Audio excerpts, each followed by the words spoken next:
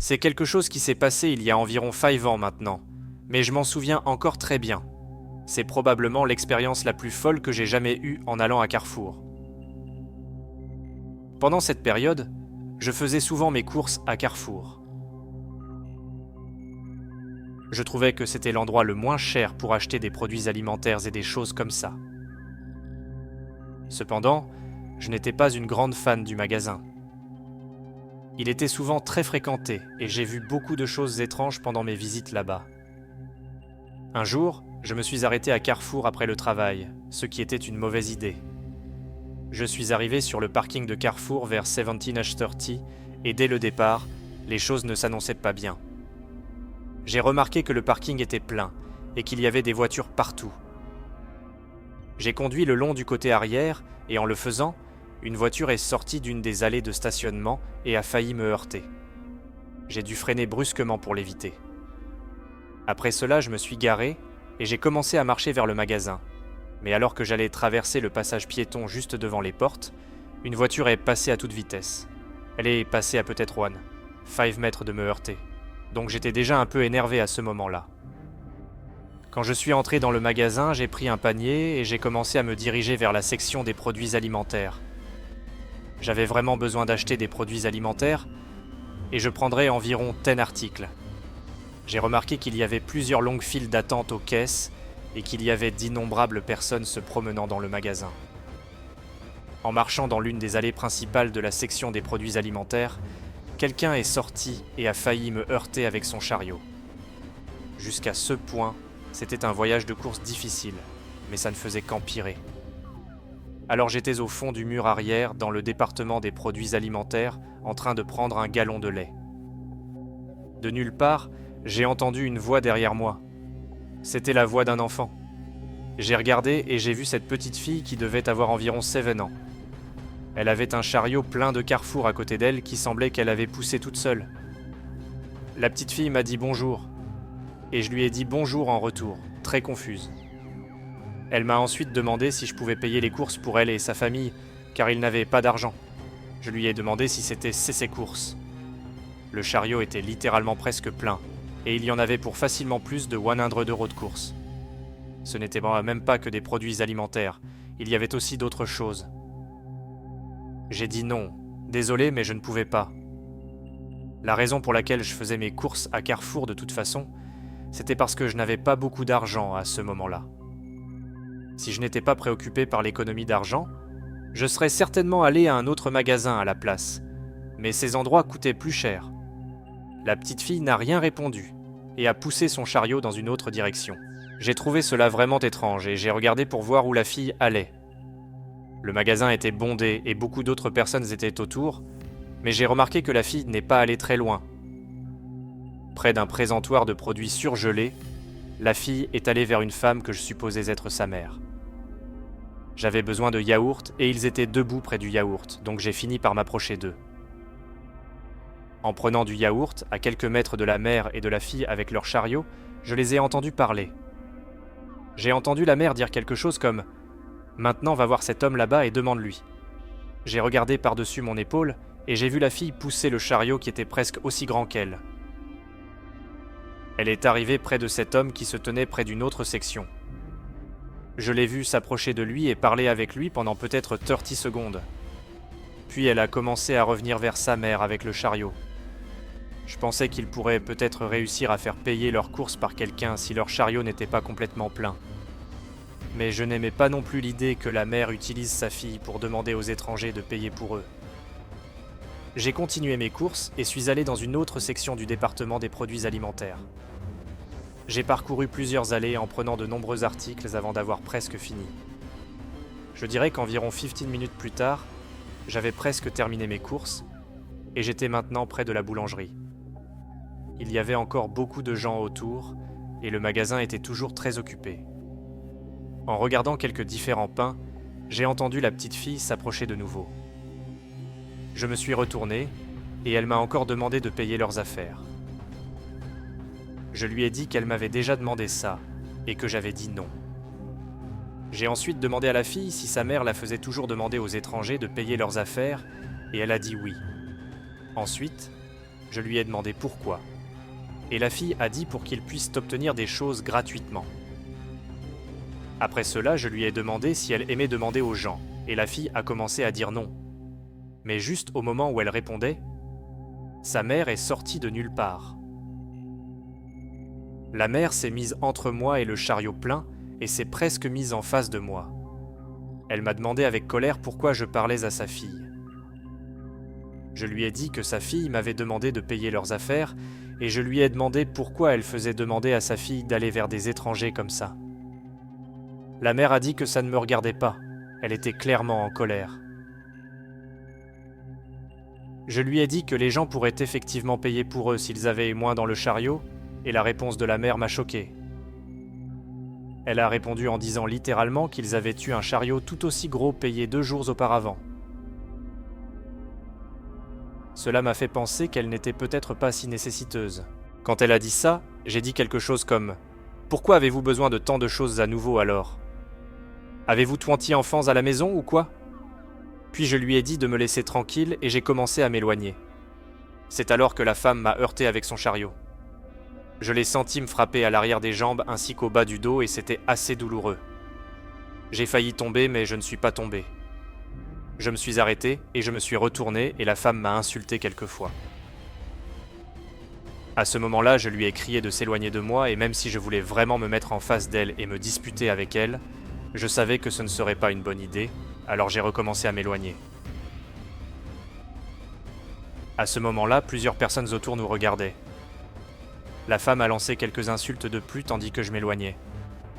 Je pensais que c'était la fin de tout ça.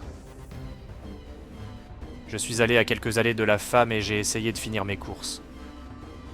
Probablement 5 minutes plus tard, j'ai soudainement entendu un chariot venir vers moi à grande vitesse. J'ai regardé à ma gauche juste à temps pour voir la femme poussant son chariot plein vers moi à nouveau. Cette fois, je l'ai arrêtée avec mes mains, mais elle m'a quand même heurté assez fort, et cela m'a aussi frappé aux jambes un peu. La femme a recommencé à me maudire. Elle a reculé le chariot et a essayé de me le heurter plusieurs fois de plus. Il y avait pas mal de personnes à proximité qui assistaient à ce qui se passait.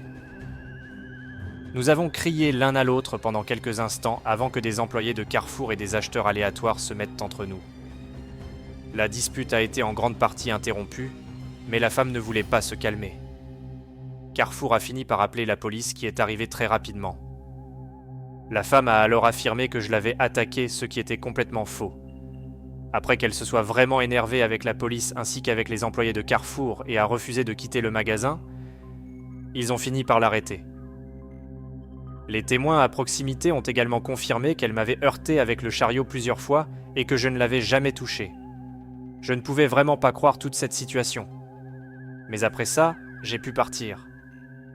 La fille, qui je pense était la fille de la femme, mais je n'en suis même pas sûr, est partie avec les policiers. Je me sentais mal pour elle, mais j'espère qu'elle avait de la famille ou des amis qui prendraient soin d'elle et seraient plus responsables que cette femme. Après ça, je n'ai plus jamais mis les pieds dans un autre Carrefour. Je travaillais chez Carrefour quand j'étais plus jeune et au lycée. C'était l'un des premiers emplois que j'avais et je n'avais pas encore de voiture ni de moyens de transport constants. La plupart du temps, je me faisais conduire par mes parents ou mon frère aîné. Mes parents travaillaient à des heures irrégulières et mon frère avait aussi un emploi et jouait au football, donc je ne savais jamais vraiment qui pourrait me conduire, mais en général ça se passait bien. Un jour je travaillais de nuit jusqu'à environ 21h ou quelque chose comme ça. Je me souviens que nous vivions à environ tant minutes de Carrefour, et quand j'ai terminé, j'ai envoyé un texto à ma mère. Elle ne pouvait pas venir me chercher, alors j'ai envoyé un texto à mon père et à mon frère aîné. Malheureusement, je n'ai pas eu de réponse immédiate de leur part. Pendant ce temps, j'étais dans la salle de pause de Carrefour assise. Une autre collègue avec qui j'étais plus ou moins amie, Rachel, m'a demandé si j'avais terminé sachant que je finissais vers 21h. Je lui ai dit oui, mais que j'attendais que mon frère me réponde. Rachel a dû quitter la salle de pause pour retourner travailler, mais elle m'a dit au revoir ou quelque chose comme ça. Il ne restait qu'une autre personne dans la salle de pause. C'était ce type nommé Michael, qui avait environ 5 ans de plus que moi si je devais deviner. Je ne savais vraiment rien de lui à part qu'il travaillait chez Carrefour, et je pense qu'il remplissait les rayons. Je n'avais jamais vraiment parlé avec lui ni croisé son chemin jusqu'à ce moment. Je l'avais juste vu de temps en temps. Il s'est soudainement approché de moi et m'a demandé si j'avais besoin d'un tour pour rentrer. Il a dit qu'il venait de finir et qu'il partait. Comme je ne le connaissais pas très bien, j'étais un peu hésitante et j'ai dit non merci. Mais Michael a dit que ce ne serait pas un problème et qu'il voulait le faire. Il était un collègue, donc je me suis dit qu'il devait juste essayer d'être gentil, et j'ai regardé mon téléphone, et vu que je n'avais pas encore reçu de réponse. J'étais fatigué, et je voulais partir, donc j'ai finalement dit oui. J'ai proposé de payer Michael pour l'essence, mais il a dit non. Alors je l'ai suivi jusqu'au parking, et nous avons marché jusqu'à sa voiture. C'était un très vieux camion rouillé, et en mauvais état. Nous sommes montés dedans et j'ai donné mon adresse à Michael. Il a dit qu'il savait où c'était et que ce n'était pas très loin de chez lui. Ensuite, nous sommes partis. Nous avons commencé à discuter pendant le trajet et nous avons appris à nous connaître un peu en posant des questions de base. Je ne faisais pas très attention à la route, mais j'ai remarqué que Michael tournait avant que ce soit ma rue. Je n'ai rien dit au début, même si j'aurais dû. Il a conduit sur cette route pendant un moment et je ne savais vraiment pas ce qu'il faisait. J'espérais qu'il prenait juste un autre chemin pour arriver chez moi. Nous étions proches, mais pas du tout dans la bonne rue. Puis Michael a tourné sur cette route et est entré dans le parking d'un complexe d'appartements. Il a continué à conduire jusqu'à ce qu'il se gare dans une des places. Je lui ai demandé où nous étions, et il a dit que c'était son appartement. Je lui ai dit qu'il était censé me ramener chez moi, pas aller chez lui. Il a ensuite dit que je pouvais aussi bien entrer et traîner un moment alors. J'étais en colère et j'ai dit que je ne voulais pas. Je lui ai dit de me ramener chez moi et il a dit non. J'ai dit à Michael que je devais vraiment rentrer. Il était tard et j'avais école le lendemain matin.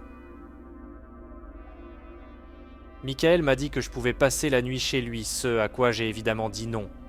Michael a ensuite dit tant pis et a simplement commencé à marcher vers son appartement. J'étais maintenant à au moins quelques kilomètres de chez moi dans un parking d'appartements aléatoire. Je ne pouvais pas croire que Michael m'avait fait ça, mais je suppose que c'était bien qu'il n'ait pas essayé de me forcer à entrer avec lui. J'ai appelé mon frère à nouveau qui n'avait toujours pas répondu, et heureusement il a décroché. Il a dit qu'il venait de finir son travail plus tôt et qu'il pouvait venir me chercher. J'ai marché jusqu'au bout du parking du complexe d'appartements et attendu. Environ tant minutes plus tard, mon frère est arrivé. J'ai pu rentrer chez moi en sécurité cette nuit-là et après ça, je n'ai pas pris la peine de signaler Michael au travail ou quoi que ce soit. Je ne voulais pas faire toute une histoire de la situation. Et j'ai pensé que je resterais juste aussi loin de Michael que possible et que je ne lui parlerais plus jamais. Et ça se passait bien au début, mais seulement pendant environ une semaine. Puis une nuit, j'ai terminé le travail assez tard à nouveau. Cette fois, mon père venait me chercher, mais je devais l'attendre. Alors je suis sorti de Carrefour et j'ai attendu sur le trottoir. Les choses étaient assez calmes autour de Carrefour, et le parking était aussi calme à cette heure-là. Peut-être 5 minutes après avoir attendu, j'ai remarqué un camion se diriger vers l'avant. C'était le camion de Michael. Il s'est arrêté juste devant moi. Ensuite, il a baissé la vitre et m'a demandé si j'avais besoin d'un tour. J'ai dit non. Michael a dit qu'il me ramènerait chez moi cette fois. J'ai dit non encore une fois et ajouté que mon père était déjà en route. Michael n'a pas répondu mais a remonté sa vitre. Mais il n'est pas parti comme je pensais qu'il le ferait. Au lieu de cela, j'ai entendu la porte du conducteur s'ouvrir et je l'ai vu commencer à marcher autour du véhicule dans ma direction. Je suis retourné directement à l'intérieur de Carrefour et je ne me suis pas arrêté. J'ai parcouru quelques allées au hasard jusqu'à ce que je réalise que Michael ne me suivait pas. Ensuite, je suis allé directement voir un manager et j'ai signalé toute l'affaire. Michael était parti à ce moment-là. Mon père est arrivé peu de temps après et j'ai eu un tour avec lui. La prochaine fois que j'ai travaillé quelques jours plus tard, j'ai découvert que Michael avait été licencié. J'étais soulagé et heureusement après ça, je ne l'ai plus jamais revu. J'ai eu une situation vraiment folle quand je faisais des courses chez Carrefour il y a quelques semaines à peine. J'y suis allé assez tard un soir pour acheter quelques trucs. Je ne voulais vraiment pas y aller, mais je savais que je serais occupé le lendemain. Alors j'ai conduit jusqu'à Carrefour, qui, heureusement, n'est pas très loin de chez moi. J'ai garé ma voiture sur le parking qui était plus vide que ce à quoi je m'attendais. Je me suis garé un peu sur le côté, mais toujours en face du magasin. Je suis sorti de ma voiture et j'ai traversé le parking pour entrer. Et en le faisant, j'ai remarqué qu'il y avait cette voiture aléatoire, garée un peu plus près du magasin que moi, et je suis passé devant. Il y avait au moins 3 personnes à l'intérieur de la voiture, et elle était en marche, mais à part ça, je n'y ai pas vraiment prêté attention. Je suis entré chez Carrefour et j'ai fait le tour du magasin en faisant mes courses et en prenant ce dont j'avais besoin. C'était vraiment désert à l'intérieur, et donc j'ai pu faire mes courses assez rapidement. Cela m'a probablement pris moins de 5 minutes pour obtenir tout ce dont j'avais besoin. Ensuite, je suis allé à une caisse automatique, j'ai payé et je suis sorti. Alors je suis sorti de Carrefour pour retourner à ma voiture à ce moment-là. Peu de temps après être sorti du magasin, j'ai remarqué quelque chose. Il y avait un homme près de ma voiture et la porte côté passager était ouverte. Il regardait à l'intérieur de mon véhicule. Je ne savais pas comment cela s'était produit ni pourquoi, mais j'ai rapidement commencé à courir vers ma voiture. J'ai crié à l'homme en disant que c'était ma voiture. Quand je suis arrivé à mi-chemin, il s'est soudainement arrêté et m'a regardé. Puis il s'est enfui dans une autre direction. J'ai atteint ma voiture et ensuite vu l'homme courir vers l'autre voiture qui était en marche sur le parking. Il est monté à l'intérieur et la voiture est rapidement partie en crissant. Maintenant, je suis allé autour et suis monté dans ma voiture. J'ai regardé et vu que ma boîte à gants ainsi que la console centrale étaient ouvertes. Il y avait des choses éparpillées sur le sol et sur le siège passager qui étaient à l'intérieur, mais je n'avais vraiment rien de précieux dans ma voiture, ce qui était bien. Alors je suis monté et j'étais sur le point d'appeler la police quand j'ai entendu un bruit derrière moi. J'ai regardé et il y avait un autre homme sur le siège arrière de ma voiture côté passager. Il était accroupi et presque caché de ma vue. En le voyant, j'ai rapidement ouvert ma porte et quitté ma voiture. J'ai couru jusqu'aux portes d'entrée de Carrefour et j'ai appelé la police. J'ai surveillé ma voiture depuis là-bas et au début, l'homme n'est pas sorti. Puis après peut-être une minute, il a ouvert la porte arrière et s'est enfui vers le côté du bâtiment Carrefour et hors de ma vue. À ce moment-là, je suis retourné à l'extérieur de Carrefour et je suis allé à ma voiture à nouveau. Cette fois, je suis monté. J'ai vérifié qu'il n'y avait plus personne et heureusement, il n'y avait personne d'autre. Ensuite, j'ai verrouillé les portes et attendu que la police arrive. En attendant, je regardais constamment autour. J'ai remarqué au bout du parking que je voyais à nouveau l'homme. Il était vraiment loin et marchait. Puis la voiture que j'avais vue avant est entrée dans le parking à toute vitesse. Elle s'est arrêtée et l'homme qui était dans ma voiture est monté à l'intérieur. La voiture est ensuite partie en trombe en crissant des pneus en partant. Après cela, ils sont rapidement sortis de vue. La police est arrivée quelques instants plus tard. Je leur ai dit tout ce que je pouvais en donnant une description de l'homme ainsi que de leur véhicule. Après ça, je suis rentré chez moi. Je ne sais pas si ces hommes ont jamais été localisés. Je travaillais dans un super centre Carrefour il y a plusieurs années. Je n'y ai travaillé que pendant environ 6 mois, si ce n'est ça. Mon travail consistait simplement à remplir les rayons, et je travaillais souvent très tard le soir après la fermeture du magasin. C'était d'un travail assez facile, donc ça ne me dérangeait pas vraiment. Mais une fois, je travaillais, et le magasin n'était pas encore tout à fait fermé. Pourtant, je remplissais les rayons dans une sorte de partie arrière du magasin. C'était normalement une zone assez calme et j'étais toute seule.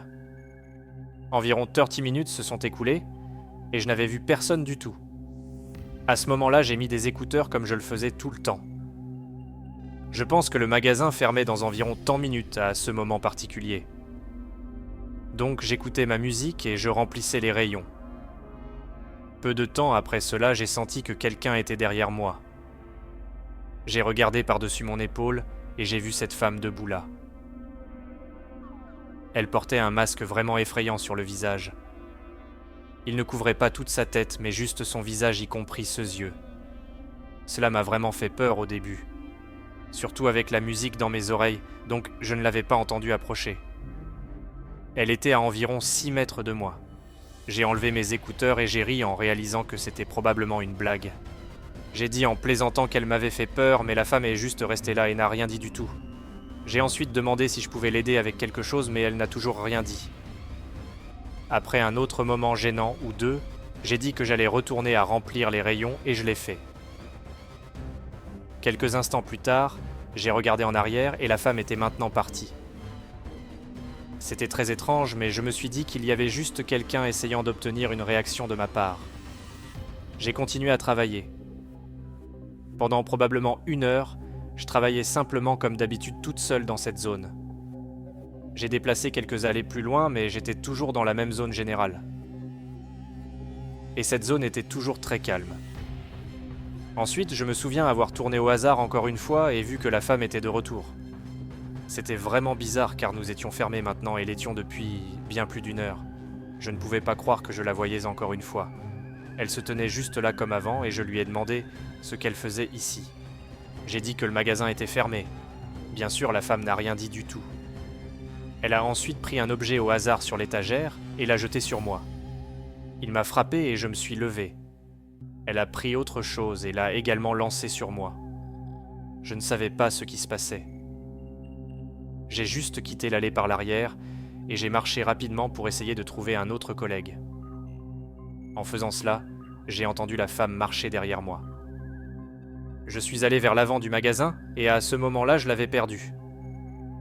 J'ai trouvé mon manager et lui ai parlé de la femme et elle a radioé quelqu'un d'autre. Avant que je ne m'en rende compte, la police a été appelée et ils sont entrés dans le magasin et ont cherché la femme. Apparemment, cette dame avait également fait la même chose à un autre collègue. Finalement, la police a pu la localiser et la faire quitter le magasin. Après cela, nous sommes tous retournés travailler. C'était mon expérience la plus folle en travaillant chez Carrefour. Cette histoire s'est passée il y a plusieurs mois maintenant. Je suis une femme pour référence, et je suis allé à Carrefour très tard un soir. Je ne suis pas sûr de l'heure exacte, mais le magasin était très calme. Je ne devais acheter que 2 ou 3 articles, et je n'allais pas prendre très longtemps. À peine entré dans le magasin, il n'y avait presque personne à l'intérieur. Juste quelques employés et clients ici et là. J'ai fait mes courses pendant peut-être 5 minutes, puis je suis allé à l'avant du magasin pour payer. Aux caisses automatiques, il n'y avait vraiment personne d'autre autour, mais il y avait un employé qui se tenait à côté. J'ai commencé à entrer et l'employé de Carrefour a parlé. Il a dit que toutes les caisses automatiques étaient en panne et que je ne pouvais pas les utiliser. L'homme a dit qu'il pouvait me faire payer rapidement et m'a fait signe de le suivre. Nous avons marché de quelques allées vers les caisses et l'homme est passé derrière le comptoir. Il était plutôt petit, avait de longs cheveux châtain clair et était aussi assez mince. J'ai mis mes articles devant lui et il a commencé à les scanner. Il m'a demandé comment s'était passée ma journée comme le font de nombreux caissiers. Mais après cela, il m'a demandé où j'allais et j'ai simplement dit que je rentrais chez moi. Le gars m'a ensuite demandé si je voulais traîner avec lui et j'ai dit non merci. Cela semblait vraiment étrange qu'il me demande ça. Il m'a demandé si je voulais manger quelque chose ou quelque chose comme ça. Encore une fois, j'ai dit que je devais vraiment partir. L'homme n'a rien dit. Il m'a remis mon reçu avec colère et j'ai commencé à m'éloigner. J'ai trouvé toute l'interaction vraiment bizarre et aussi gênante. J'ai donc quitté le magasin et me suis dirigé vers ma voiture dans le parking. Je devais aller de l'autre côté du magasin car ils avaient fermé les portes du côté où j'avais garé ma voiture. Donc après être sorti, j'étais à environ 20 pieds de ma voiture. C'est alors que, de nulle part, j'ai entendu une voix derrière moi. J'ai regardé et j'ai vu l'employé de Carrefour que je venais de voir 1 minute avant. Cela m'a vraiment surprise, et il semblait sortir de nulle part. Il m'a encore demandé où j'allais. En le voyant s'approcher de moi, je suis vite allé à ma voiture et suis entré dedans. Heureusement, il n'a pas couru pour essayer de rentrer dans ma voiture ou quoi que ce soit. J'ai démarré le moteur et je suis parti. Depuis cet incident, je ne suis pas retourné à ce carrefour ni à aucun carrefour d'ailleurs.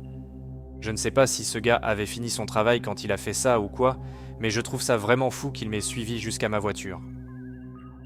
Je me demande aussi si les caisses automatiques c'était vraiment en panne ou s'il voulait juste que j'aille à sa caisse. Quoi qu'il en soit, je n'ai pas l'intention de retourner à ce carrefour et j'espère ne jamais revoir ce gars.